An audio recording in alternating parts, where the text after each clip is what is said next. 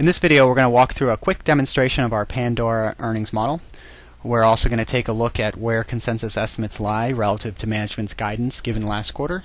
And then we're going to take a look at what impact changes in interest rates and volatility have on Pandora's valuation. If you'd like to download this Excel file, you can visit our website, www.gutenbergequityresearch.com. Click in the Models and Focus tab, and you'll see there's a link where you can click to download the Excel file. The model itself is set up consistent with our approach for other companies. In the upper left-hand corner, you have the color legend and the summary of our valuation, both the multiple-based and discounted cash flow approach-based valuation for Pandora.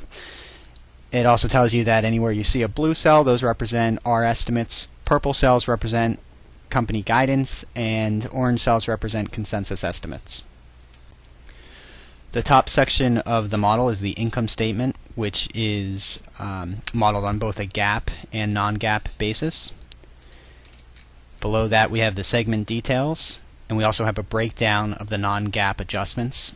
So you can see for Pandora it's primarily stock-based comp, and then amortization of intangibles, which is pretty consistent with non-GAAP reporting for internet companies. Pandora also has an adjusted EBITDA reconciliation, and that's where management provides a number of different guided metrics, so it's important to have those in there. Below that we have a full balance sheet and income statement, balance sheet and a cash flow statement.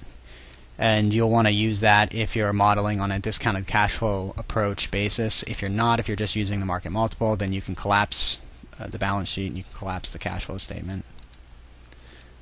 Then at the bottom we have the summary of our multiple valuation and the summary of our discounted cash flow valuation.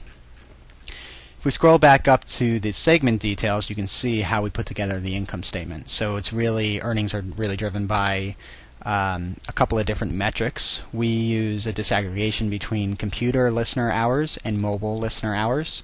So we're essentially just applying a growth rate to last quarter.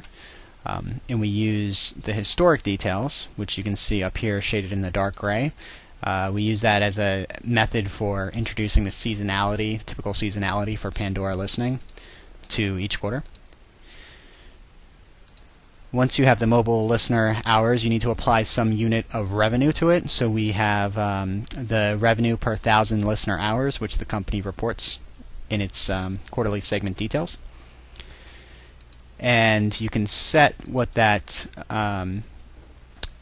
revenue per user is going to be. And in this equation is essentially taking the same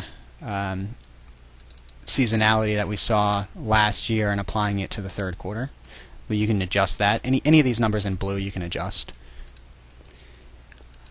And then that gets you to a total GAAP revenue per computer and per mobile users. From there we model the costs as a percentage of revenue. So you can see here we have product development costs, sales and marketing costs, general and administrative. We have gross margin on a GAAP and non-GAAP basis, operating margin also on a GAAP and non-GAAP basis, followed by interest and other income, and then the effective tax rates. So now if we scroll back up to the income statement, we can take a look at where the company's guided range falls relative to what consensus estimates are. Since consensus estimates vary, we essentially have calibrated our model to the consensus. So you can see that in the as indicated by the orange cells. And if you hover over, you can see what management's actual guidance was. So last quarter on July 23rd, management guided revenue for the third quarter to be between $310 million and $315 million.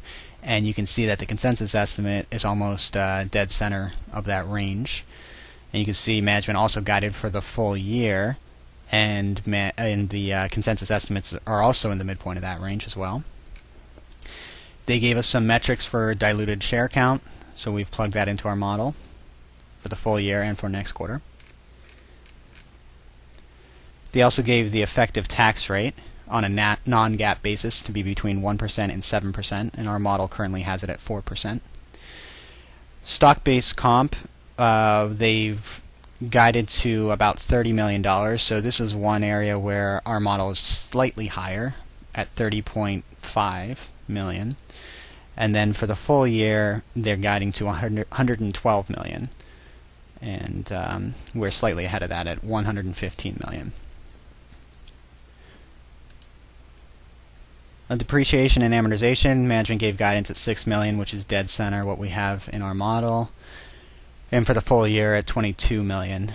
Adjusted EBITDA, management guided to between 25 and 30 million, so now our consensus-based estimates were slightly ahead of that at 31, and for the full year they guided between 75 and 85, and we're actually slightly below that at 73.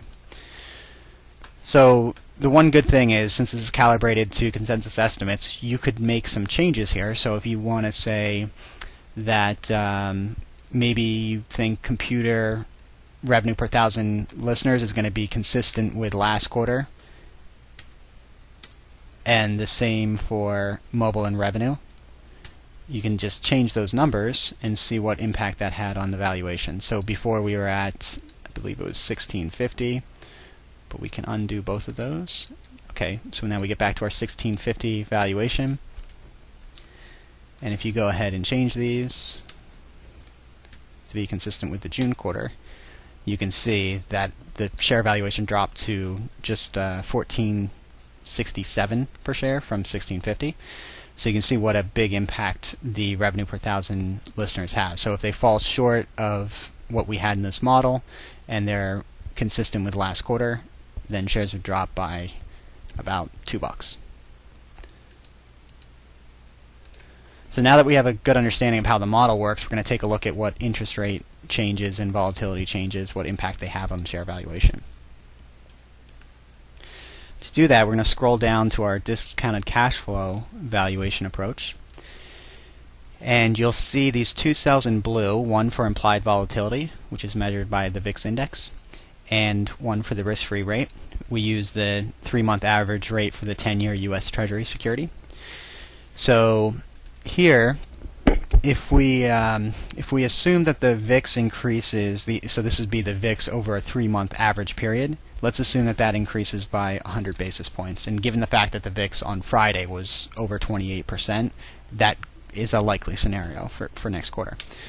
So you can see the value before we do this is $16 a share, and that's for the discounted cash flow only. So we're going to add 1 percentage point to the VIX, and you can see that it drops down to $14.93 a share, which is about a 6.7% decrease. Now to see the impact on interest rates, just change this back. And for interest rates, if we assume that the Fed increases the Fed funds rate by a 1/4 basis point in September, and let's just say for the sake of argument that that transfers directly to the 10-year Treasury security, you can see that the valuation went from $16 to $14.70, which is just over an 8% decline in value. So you can see that Pandora is relatively sensitive to changes in both volatility and interest rates. If you found this analysis helpful, please subscribe to our YouTube channel where you'll find all of our latest updates. Thanks for watching.